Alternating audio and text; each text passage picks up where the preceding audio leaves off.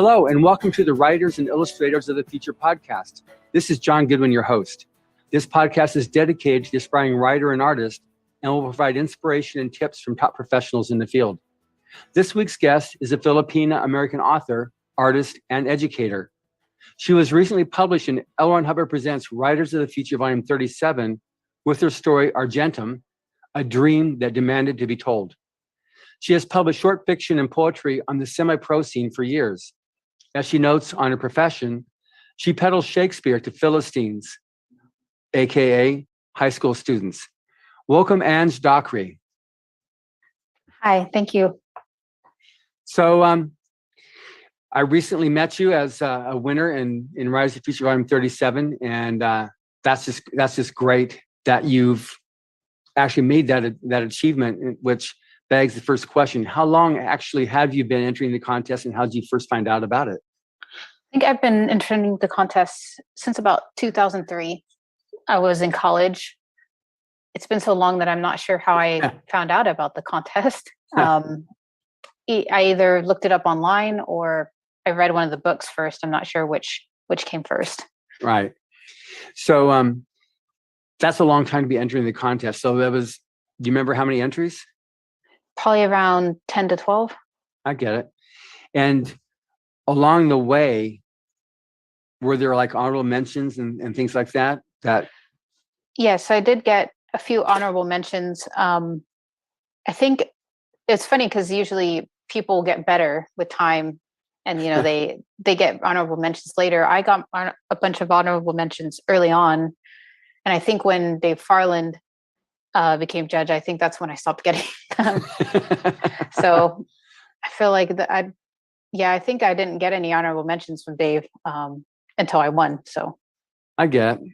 So that's a bit of a different answer than when I normally get my title winners. So it says in your bio that you've lived in 4 countries and 8 states, and hope your wandering days aren't completely over. So let's explain that, how you started in the states and the countries, etc. Well, I was born in the Philippines. My mom is Filipina, and my dad was in the Marine Corps. So they met there. I was born in Subic Bay before it closed, which ages me. And we moved to the States when I was pretty little, and my sisters were all born here in the States. So we moved from coast to coast from my dad, as he was stationed different places. And then he retired and went to work for the Marine Corps for the munitions department. And we were stationed in Nevada for that. And so I spent most of my formative years there in Nevada. And when I was a junior in high school, I won a scholarship to go study abroad in Germany. So, I went to Germany on the Congress Bundestag scholarship, and then off to college in a different state from there. And then I studied abroad in Japan during college, and then returned there after graduation to teach for 2 years on the JET program. I get it. And then now you're currently teaching. You're teaching high school now? Yes and no. So I'm currently taking a year off to be home with my baby since I recently had one. And I plan to go back either next school year or the school year after, just depending on how the pandemic goes. I get it. So it was great, like I said, to meet you recently at the Rise of the Future week. And so I'm just, I'm interested because a lot of the audience we have for this podcast are aspiring writers or writers that need that little either the kick in the pants or the inspiration to keep on going. So when you get started, did you do the online workshop that we posted an online workshop? It turns out to be right at the beginning of the pandemic. Did you do that course? I did right before I came for the actual workshop. I get it. So how was that different to the week-long workshop? Because it's there, you've got basically the same instructors, Tim Powers, Dave Farland, and Orson Scott Card, who wasn't here this year. But you have them giving the basic, I think, 10 or 12 videos, plus the 10 lectures, the 10 essays from L. Ron Hubbard. How did that workshop vary from the workshop that you attended? I think it was good to have the online workshop first because it gave us a lot of really good information and tips about the craft of writing.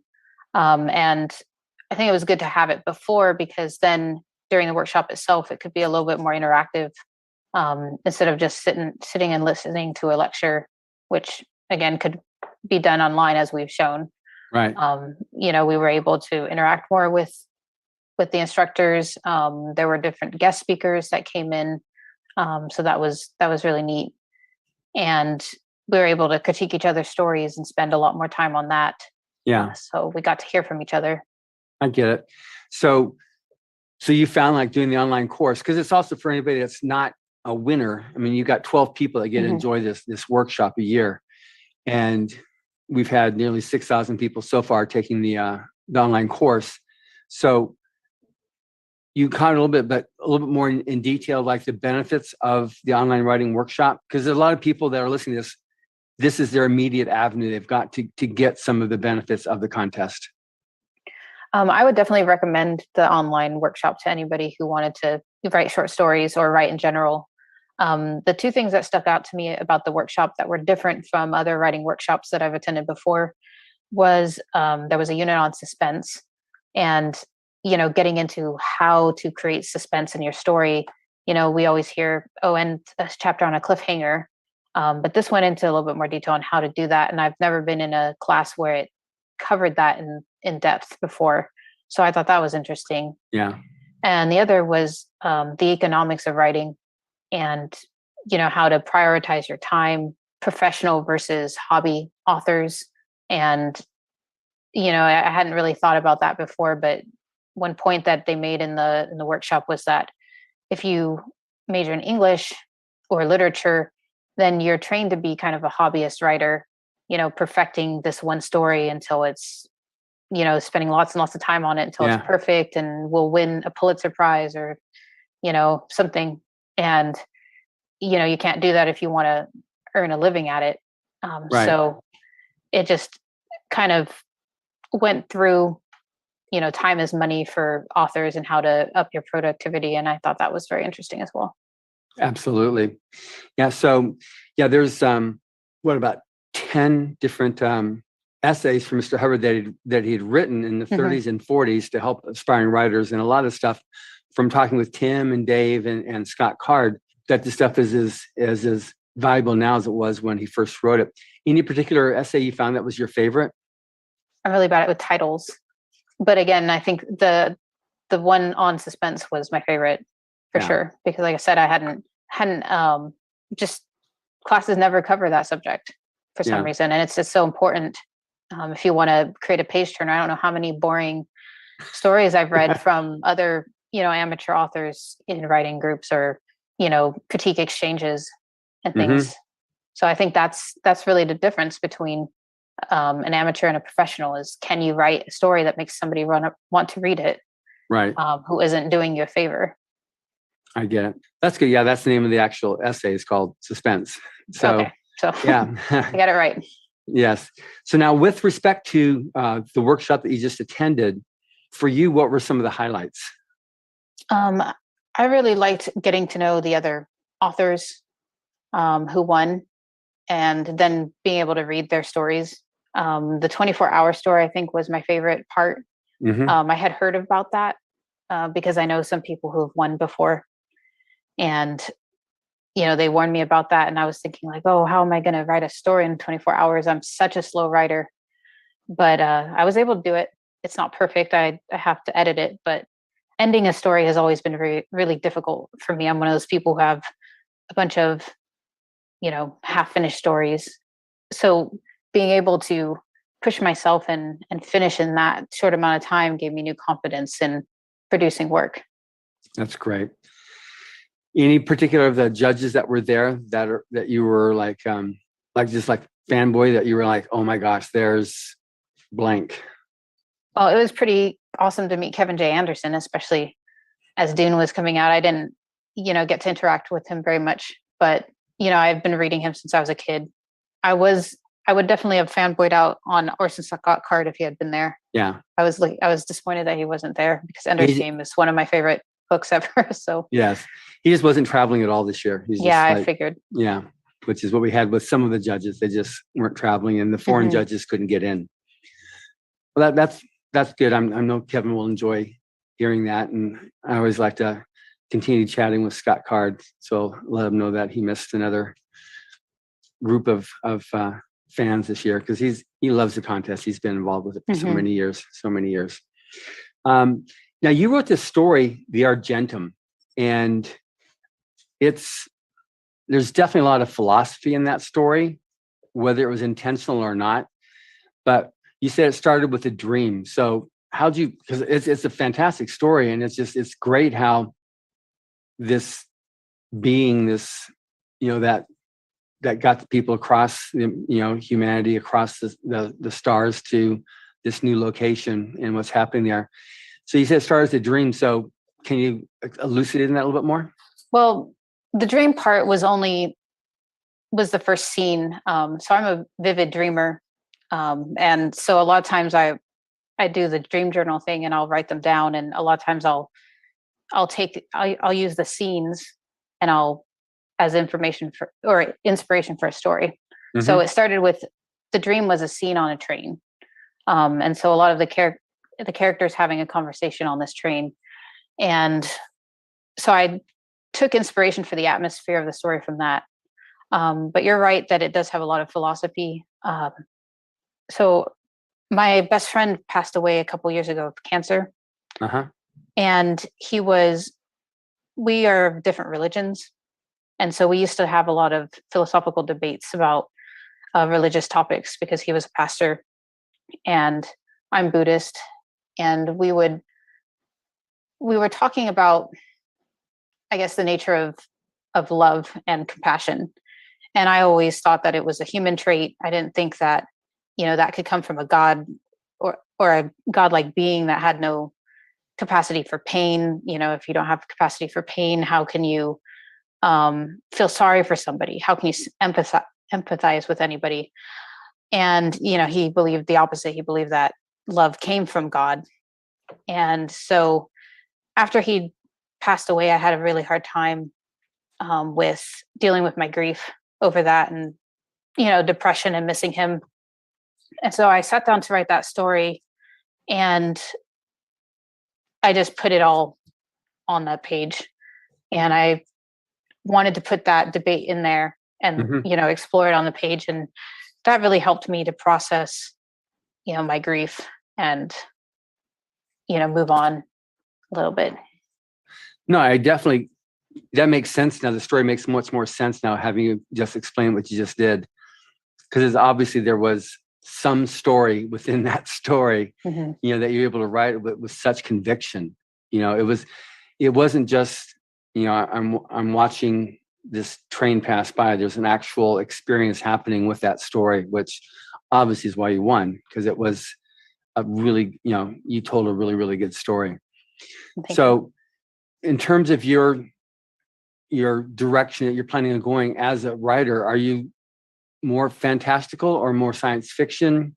Because this kind of like this was like a crossover. It's definitely science fiction with a lot of the technology of it, but the fantastical also fit in there with how at least it came across that way. Maybe you consider it only science fiction, what you wrote. I think it's safe to say I'm kind of a science fantasy person. I try to make it as hard as I can, but there are always elements in my sci-fi that, they would say it's magical, like Star Wars, has the Force. Yeah. So like I said, I try to ground it in reality, but I do like to put in elements of religion or elements of, mythology. So I like to mix the two together, or that, that place where science and magic meet. Is kind of what I'm fascinated with. Yeah. Like Anne McCaffrey, who wrote the Dragon Riders. Oh, I love Anne McCaffrey. Yeah. She was one of our judges until she passed, and then her son replaced her, Todd. Oh, yeah, that was neat to be able to hear him speak at the workshop. Yeah. And she just persisted in her perspective that all she ever wrote was science fiction. All the Dragon Riders at Perm, those were science fiction stories, not fantasy stories. It was grounded in science, that the way they arrived there, creating the dragons, was through science. She said, nope, I wrote science fiction. She was she was very adamant about that. So I've definitely experienced that, and that's totally fine. And there's some authors too who write science fiction, but then they claim a different genre or subgenre just based upon where the audience is that they foresee. Like Michael Crichton only ever wrote science fiction, but he was always sold in general fiction, that type of thing. So in terms of then the types of stories you like to write, do you have any plans with like novels, or are you going to stay with short fiction? What's your plan to do now? I consider myself a novelist primarily. So I have written like 2 that didn't sell. So I'm working on a third. And that's what I do with most of my time, which is why I'm not a very prolific short story writer. Short stories kind of have to wait for an inspiration for me. But yeah, so my plan is to someday get a novel published. Hopefully more than one. So now you said you've written 2 novels, but they didn't sell. Does that mean you shopped them around and nobody bought them, or you tried? Okay. Because again, I just did an interview with A.G. Riddle, and he's one of the top selling science fiction writers right now with his books on on science fiction, and he went to self-publish line. He went and uploaded on Amazon, the Kindle, and proceeded that way. And it started off slow, but then within about 6 months, he was with his first book, Atlantis Gene, just at that point just exploded and did really well with that. And then the following book, it was a trilogy that he issued all 3 of them within about, I guess, 8 months or something like that he did. But he went through Amazon, the KDP program. So that's another way as well, because the fact is, like, the number of publishers that exist out there used to be the big 5, now it's the big 4. And they'll publish, in terms of new authors, maybe a couple new authors a year. They invest their money in the known and proven, writers there. And if somebody's going to bubble up, like, some of these independently published or self-published authors, then they'll take them and, like The Martian, that went from being self-published to now he's got publishing deals. But I mean, that's a way that can go as well. I don't know if have you looked at that? I've thought about it. I go back and forth. I think I'm going to try the traditional route a little longer for a couple of reasons. One is I don't feel like I have the time and energy currently to spend on marketing myself. And if you want to self-publish, you really have to be active on social media and, be really actively promoting it. And when I only have so much time in the day, I'd rather spend that writing than, I just don't have enough hours right now. And, I think self-publishing will always be there. Yeah.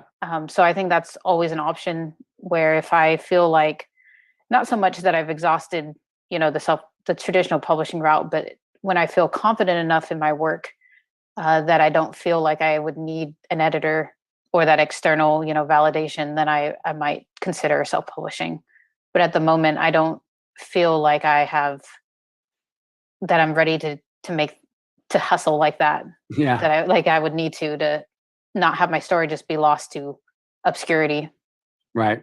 There's also indie publishing too, not just necessarily going to you mentioned, the thing with Kevin Anderson, because he's got his Wordfire Press that he created. For him, it was a solution to keeping his books in print because he's extremely prolific. And, the normal publisher will keep a book 2 years and then it's out of print and that's it. And he had a problem with that. So he worked on getting the rights back and he created his own publishing house, Wordfire Press, first of all, to keep his books in print. And then he started finding other judges for the contest who were in similar straits and started publishing theirs, republishing theirs. And now he's been republishing the earlier works of Frank Herbert and other classic authors, just to give them a voice or a way to be able to have their works be able to be sold. So that's something too, I don't know how much of a relationship you built with Kevin or to be able to get to, chatting with him. but he might be somebody that'd be interested at least to start reaching out to if he's interested in doing something with your novels. I don't know what they are, but that's one thing that winners have always had access to, is the judges who are sometimes willing to help them get that next break. Well, thanks. Yeah, I hadn't really looked into indie publishing as much. The big thing seems to always be Amazon right now, but I keep forgetting that there are some avenues open to me now that I've won the contest that weren't before. Exactly. Now that I made those contacts. Yeah, Eric Flint's got his own. He won the contest 30 years ago now, and now he's a multiple New York Times bestselling author. Then he's got his own publishing house, which is an imprint under Bain Books. So there's I think we probably got 3 winners that have. Dean Wesley Smith has his own publishing house. So we've got multiple winners now, well-established authors who have their own imprints. That one of the things that they love doing is helping out the contest winners so they can keep on, surviving and doing well as a writer. So, in terms of advice then to the aspiring writer, what were some of your biggest, I guess, up moments or successes, and then some of the things that you really had to overcome that would have, and how you overcame them to continue persisting with writing? Well, up moments, definitely winning the contest was probably the biggest up moment. I would get, for myself, I would set goals. For example, when I was in high school, I used to read a feeling and webzine. And I read a lot of different web scenes. Some of them have survived, most have not. But a feeling is amateur, but my goal at first was to get published there.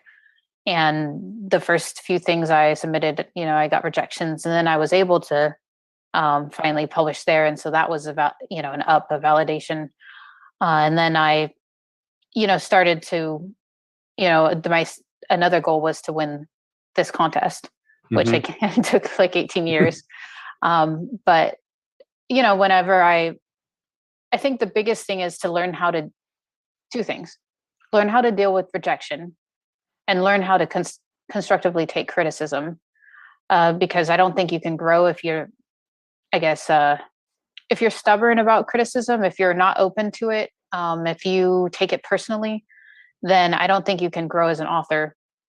Because if there is, a flaw with your story, and somebody says, hey, your story is not interesting, it gets boring on page 16, or it doesn't get interesting till page 16, it needs to get interesting sooner. Then if you take that personally and as an attack, and I know a lot of authors who do take that personally, then you're going to, never be able to improve that story. And so I think for me as an author, the biggest hurdle was getting from the point of, this is my private inner self that I'm putting onto the page. And if it gets rejected, then that's like a rejection of myself and I can't show anyone. I think getting over that ego was what helped me, get to where I could win the contest or, write something that people actually cared about reading. Right. Okay, that's good. And that's because that's something that comes up routinely, that somebody doesn't want to submit their story because what if they don't like it, or they've already ruled themselves out of the game without ever even playing the game. And that's really a disservice to the aspiring writer. Did you have any problems submitting stories even at the get-go? No, I didn't. I always submitted. I had a hard time, learning to get over the rejection at first. It took a long time to where it got to where it didn't sting.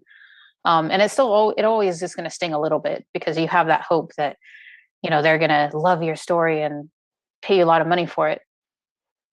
But, at this point, I feel like I'm more professional about it in that when I get, a rejection back, I can look at it with, I guess, more objective eyes And that it doesn't always mean, scrap the story and start from scratch. Sometimes it means the structure of the story wasn't right. Like I recently got an R&R for a novel, and it was over the structure of it. And so, I can, even though it stings a little, I can take that and I can, start looking at it again and in terms of the craft and seeing what I can do to like fix the story so that it works. Or if not, then, scrap it and move on to the next project. Right. I think Kevin Anderson used to boast that he had this container he put all of his rejection slips in, and he had over 700 rejection slips as an author, and he still gets rejects. Dean Wesley Smith, who's probably published 200 plus novels and however many thousands of short stories, he still gets rejects. And his wife, Chris Rush, who is probably one of the most successful short story writers out there, still gets rejects. That's just part of the publishing world, And what people don't realize is you can write a story. It's a great story. It's brilliant. But that magazine that you just sent it to just published a story like that, or the same subgenre or the same theme in the last issue. So they're just not looking for that. So they're going to reject it. Nothing to do with your story, but just they're not looking for that. And some people don't look at the reasons why a story might be rejected. It could be nothing whatsoever to do with the story or the quality of the story. Just be, they're not looking for that. The other thing too is that you have to really look at what does that magazine publish. Sometimes writers will send something out there, let's just shoot it everywhere, but it's not even what the magazine or that anthology publishes, those types of stories. Yeah, reading the guidelines is definitely a way you can show respect to the editor. So, I mean, you're not being professional if you're throwing spaghetti at the wall and sending like a horror story to a romance, magazine or, whatever. But I would say still be persistent if you have confidence in a story, because a lot of the rejections I got from Writers of the Future, I sold in semi-pro magazines.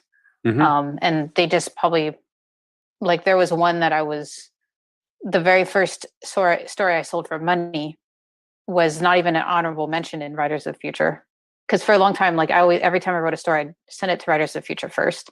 And I'd wait for the rejection before I'd send it to other places.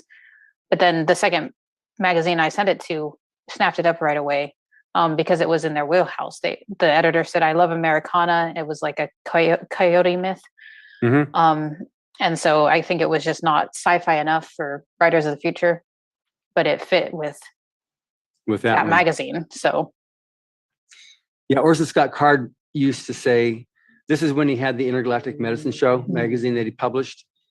He made a comment. This is one of the interviews I did with him. It's really interesting that I publish what Writers of the Future rejects, so, but he's been a judge for well over 30 years for Writers of the Future, and has been a really strong proponent of it, because, what does make it in there is the best of the best. And that's obviously what you qualify as. But there was one year, a few years ago, that there were 3 werewolf stories. And Dave Farland says, they're all great werewolf stories, but he's not going to buy 3 stories for Rise of the Future. So he took one, and he said any one of those could have easily won, but he had to choose between the 3.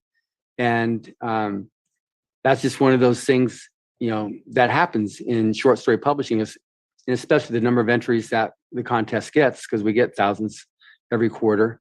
And it's something that people just need to really learn and know, that you have to persist and keep on submitting. And it is a matter of honing one's craft, which the contest does. And now when people do get an honorable mention, they can put that in their resumes now, and it takes their stories out of slush piles. So now you teach English. Is that what you teach in high school? So how much does I know what they said in the workshop about, if you're an English major, how that affects your writing style, but how do you feel like you approach writing as an English teacher?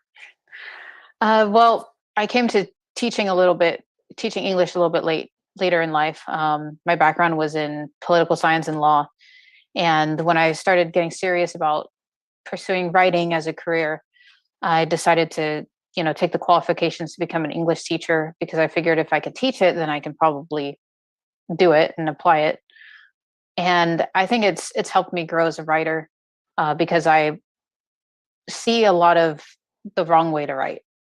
Yeah. And focus on, helping people helping students improve their writing style. And, I do a lot more reading and analyzation of, stories and literature.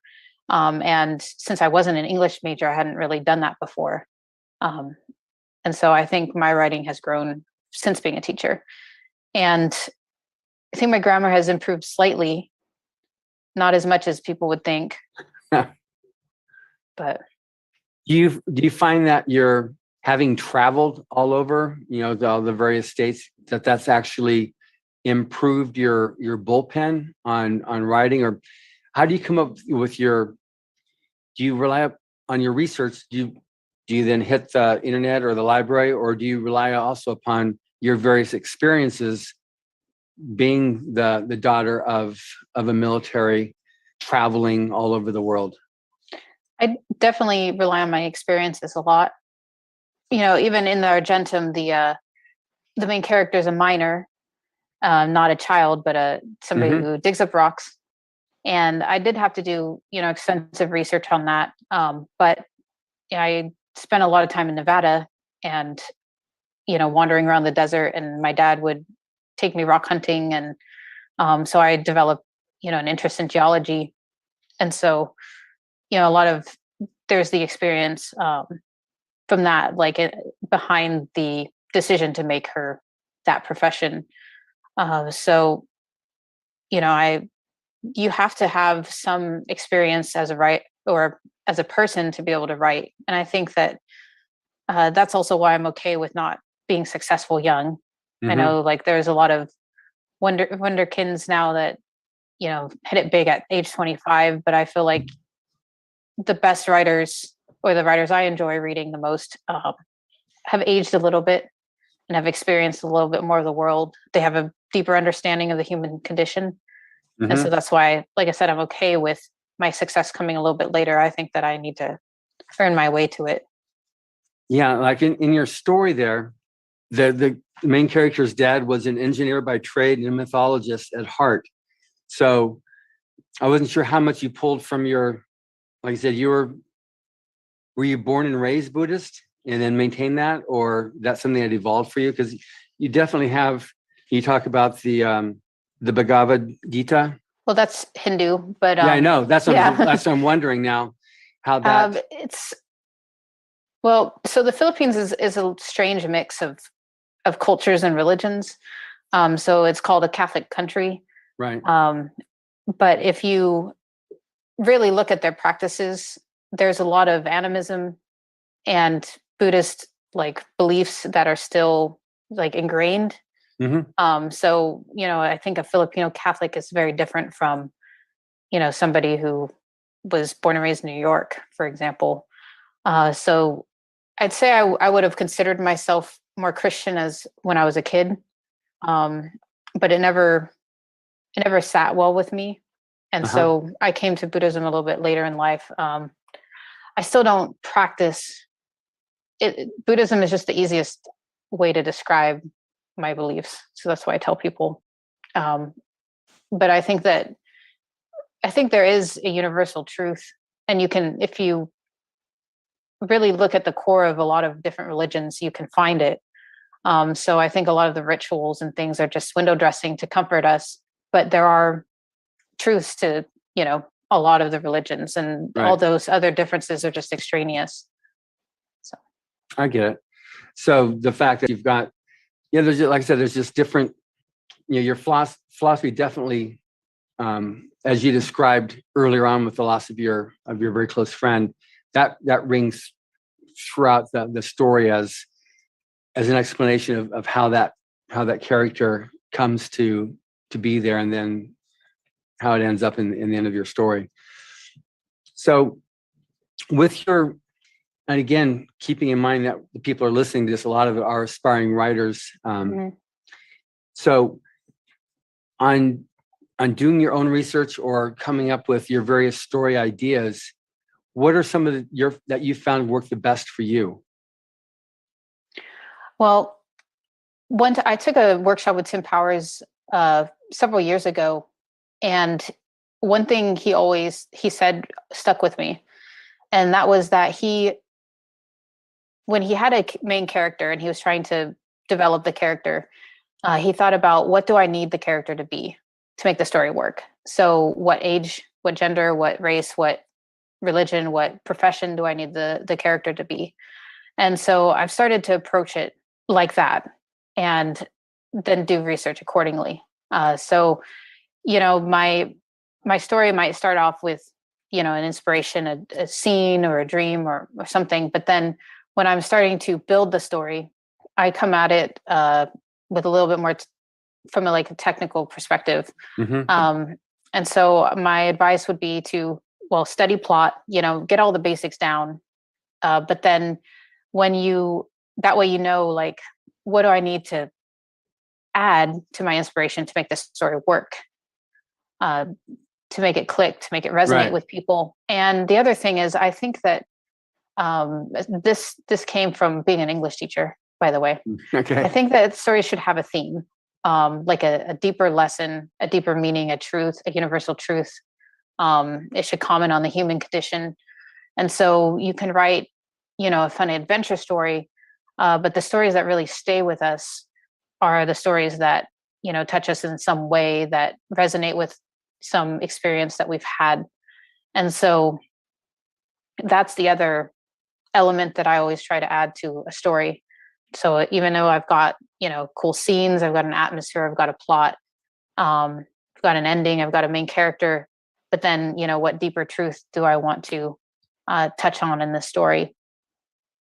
Well, that makes sense on that. And I know some authors don't like to go that direction, but sometimes, again, referring back to L. Ron Hubbard on some of what he's had to say about writing science fiction, he said, are we, as science fiction author, are we all philosophers?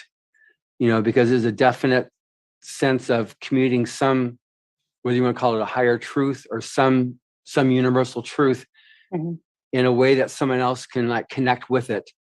Sometimes it's easier when you take a setting that's on a distant planet. I mean, it's exactly happening right now, but when you tell it right now, nobody's just like, okay, they're preaching. But if you put it on another planet, in another dimension or another time, aliens, you don't see the fact that you're just talking about conflicts right now on planet Earth. So you're able to do that with science fiction that you can't otherwise do without seeming like you're trying to preach. Yeah. And I think science fiction, is a unique genre. I know a lot of people look down on it. When I was in college, I had a literature teacher who was a famous author who, told me, write something true, don't write that silly Star Trek stuff. But, Star Trek, for example, had the first biracial kiss on screen. They covered a lot of topics. They had this society where they don't use money. How anti-capitalist can you get?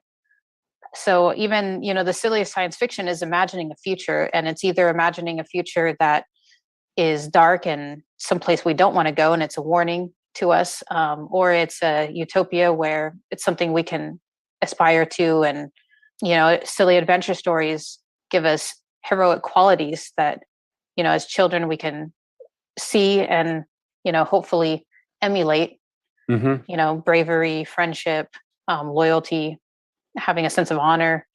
I think that, people who don't read, that's something that sometimes they're lacking.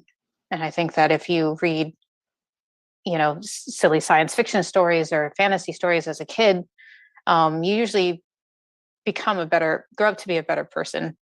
And so I think as authors, we have kind of a duty to think about those things at least a little bit in our stories. And I think a lot of authors do, even if they say they don't, I think they're still putting it in their stories subconsciously. I don't think you can avoid it if you're actually once you're connecting and you're actually telling story and not worried about sentence structure and grammar and first person, third person, when you're actually telling story, your own self is going to, well, it'll come out. You can't help but have that because you're now in your own total create on a thing, whether you're on another planet or wherever else. But science fiction kind of gives you a setting where you can safely do that. I know in the golden age, there was a lot of philosophy communicated, but because it was a time period where we just finished World War I, World War II was looming. We had the Spanish flu, the pandemic had nearly wiped out, 50 million people around the world. A lot of people were out of work with the stock market crash. So there was a lot of people that were very concerned, and they needed the escapist fiction, which in science fiction was that last part of the pulp fiction era that really grew. And it does do that. It gives one a sense of hope or a warning of what not to do. Both sides of it was actually done very well. But what do you yourself as a writer hope to have achieved or accomplished when you look back and go, I did, accomplish my dream, which was blah? I think for me, it would just be to be able to tell the stories that I want to tell. And if some people happen to read them, that would be great. I wouldn't say no to a movie deal. Okay, but noted, duly noted.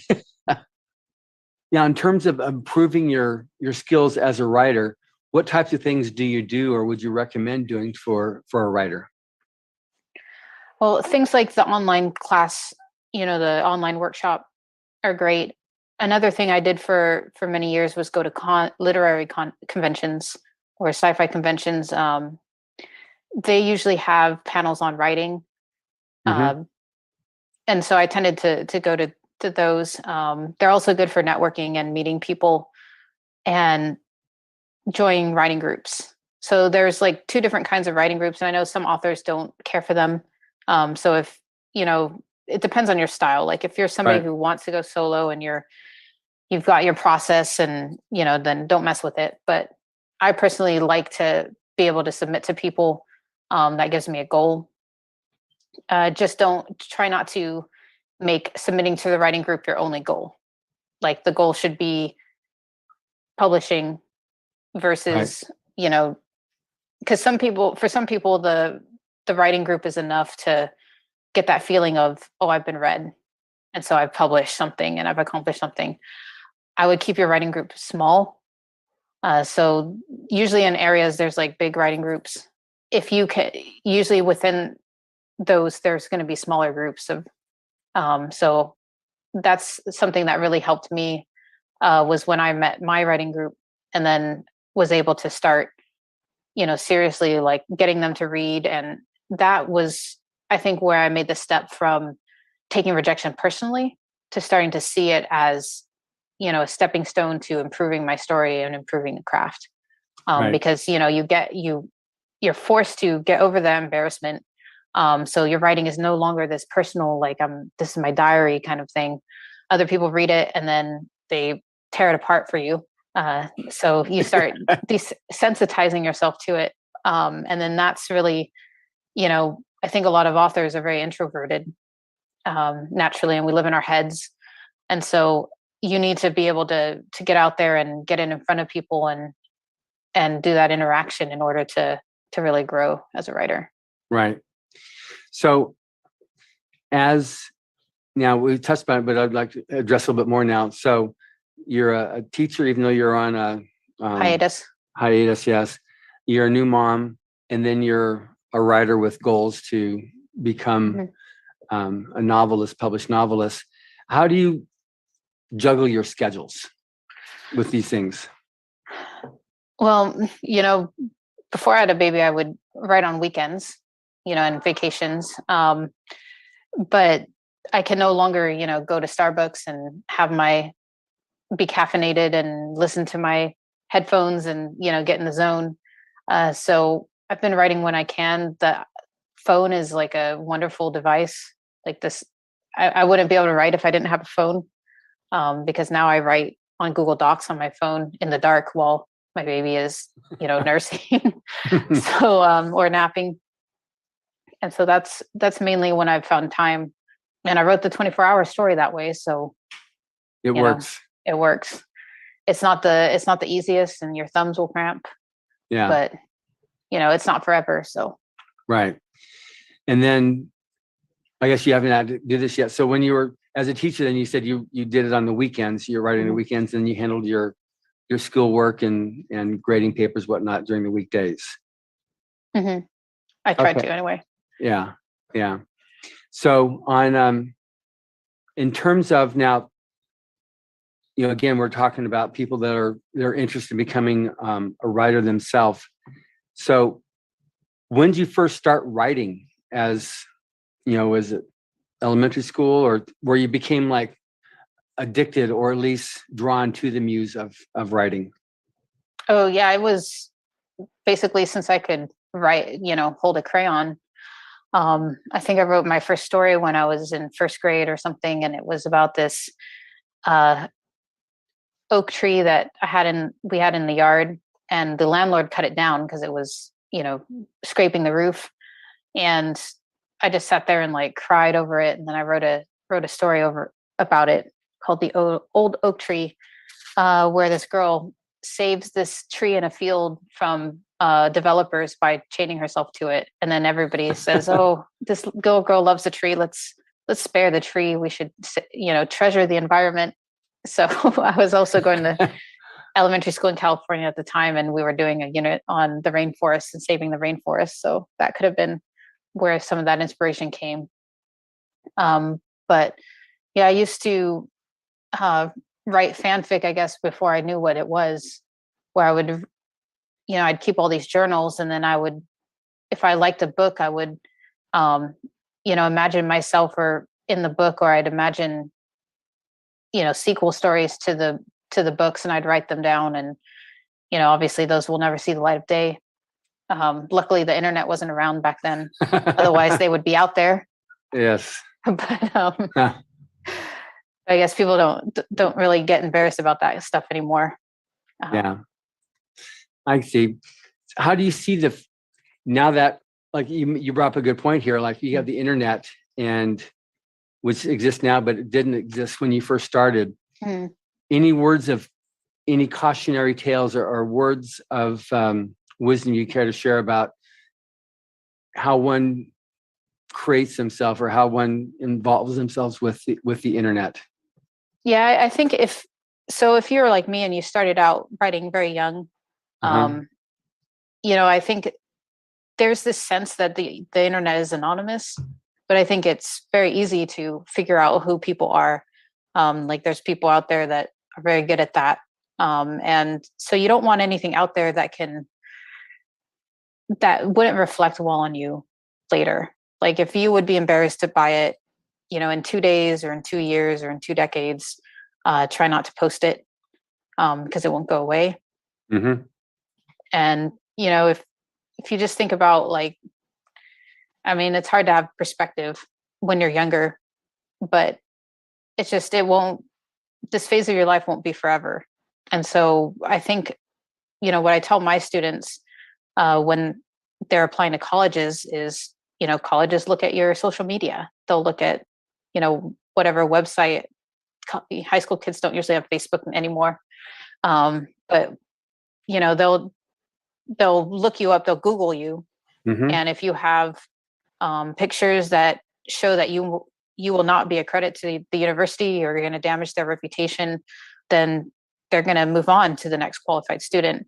Same with employers do that. And so if you're wanting to become an author with fans, then obviously you don't want to do anything that's going to turn fans off, or, make you hated.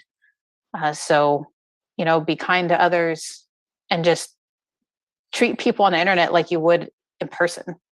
Right. Like if, don't be a troll, or be really like bullying somebody because you think it's anonymous. Like just, it gets found out. Absolutely. And what you say now can and will be used against you 10 years down the road. on social media, because the Mhm. social media's internet's forever. Yeah. It doesn't go away.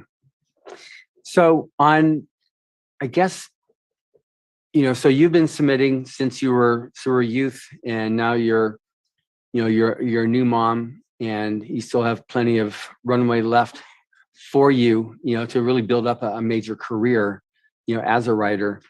Any thoughts to, I guess, somebody who wants to be a writer, because you've gone through.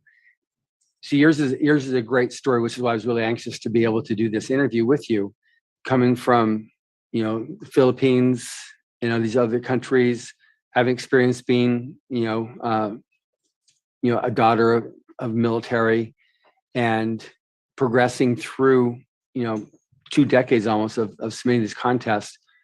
What would you recommend to others like yourself, whether they are young moms, or they've got a career going and they feel like, I can't do anything to jeopardize that because this gives me my, I've got my roof over my head now because of my job, any particular advice or thoughts about that? I think the biggest one is just to not give up or get discouraged. I mean, don't compare yourself to other people. You always hear success stories of authors who they were like, oh, I was starving, and then, but then I wrote and I locked myself in the basement and I wrote, and then I hit it big. And some of us can't take those risks. If you have a family, then you can't quit your job and, go, whose basement are you going to, sit in? And most of those stories are like, most of those stories are fantasy as well. Exactly. Like, you don't know the truth of it. Like, right. Maybe his parents paid the rent so that he could become an author, or maybe he was working a full-time job and just that sounded better than that. So, I mean, you can carve out time of your day. Think of it as, for me, like, writing is relaxation time. Mm-hmm. But at the same time, so sometimes it does get put to the back burner, unfortunately, which, if it was making money, it might not.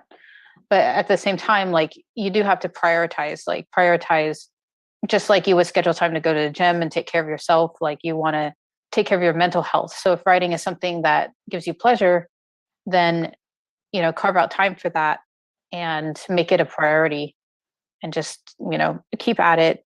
Again, don't get discouraged, even if it takes a long time. Like, I'm almost 40 years old and I'm finally won this contest. And I don't intend to stop anytime soon. Right. So, I don't think age is any measure of success for writing. Like, you don't need to be able to run a mile in a certain number of minutes. As long as your fingers still work, I think you can, and your mind still works, I think you can write. Yeah. I mean, this year at the workshop, we had the youngest winner. She won when she was 16 years old. Now she's 17. And then we had someone who's 67, so it's, and he was hopeful that there's going to be some type of development vaccine, so that when he hits 83, which is that point where it says that's your lifespan, that there'll be another injection he can take, which keeps it going beyond that, so he can keep on building his career as a writer. Now, in terms of family life, as a writer, as an aspiring writer, does your husband help open things up or make things possible for you to continue your writing? Is he supportive? Yes, he's supportive of, if he hadn't been supportive of me coming to the workshop, it wouldn't have happened. Honestly, because he had to take off work and come to help watch the baby. And then my mother as well came. So I do have a lot of family support, and he's always encouraged me. He reads my novels when they're finished and gives me feedback. So I think having a supportive family is important, because, if it's a hard thing to justify spending time on, because you hear the statistics and as far as like who makes money at it and whatever. But so, one word from a spouse or family member saying like, well, you're being selfish, why are you wasting time on that, would, I think, kill a lot of people's. But, do it for yourself. I mean, if it's something you want to do, then just do it. I mean, there's nothing stopping you but your own mindset on it. Right. Which brings up one other point that I just wanted to finish off this interview with, is surrounding yourself with positive, with people who are positive, and remove the negativity from your environment as much as possible. How much do you feel that that's a factor in a successful career in creative arts? I think it kind of depends on where you draw your inspiration from. You hear tales of authors feeding off the drama and getting, their inspiration from that drama. I'm not like that. When I get stressed out, I don't produce, right. Writing. Or if I get depressed, I can't write. So I think taking care of your mental health as a writer is important as well. Like, how do you expect your mind to work if you're in distress, right? So same with, like, if you're hungry, you're not going to be able to write well. If your mind is not, at peace, you won't be able to write well either. So I think definitely looking after your mental health and being in a positive environment is important. Agreed. So as we wrap this up now, so do you have anything that's in the works or that we're going to look forward to seeing coming from you in the next little bit?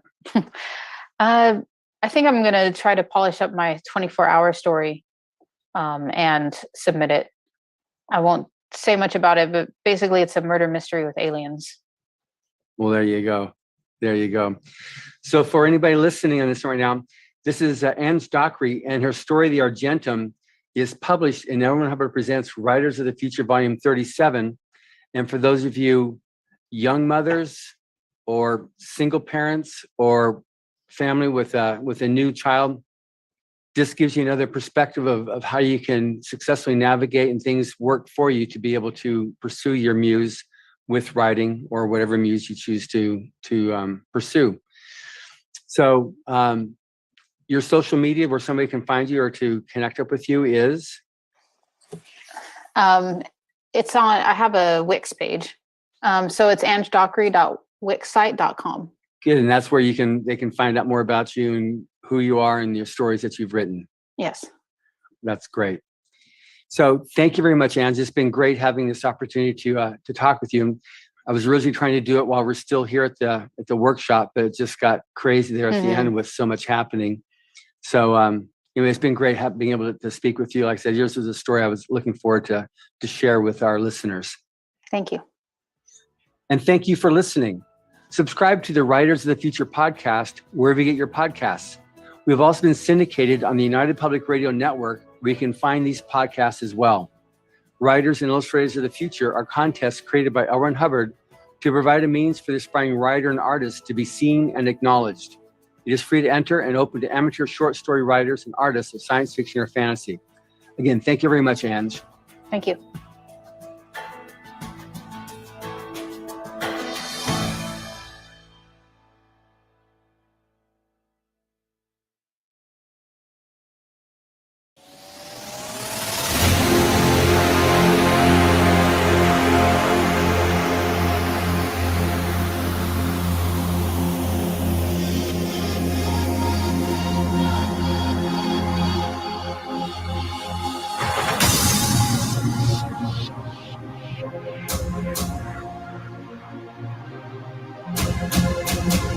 You'll never know.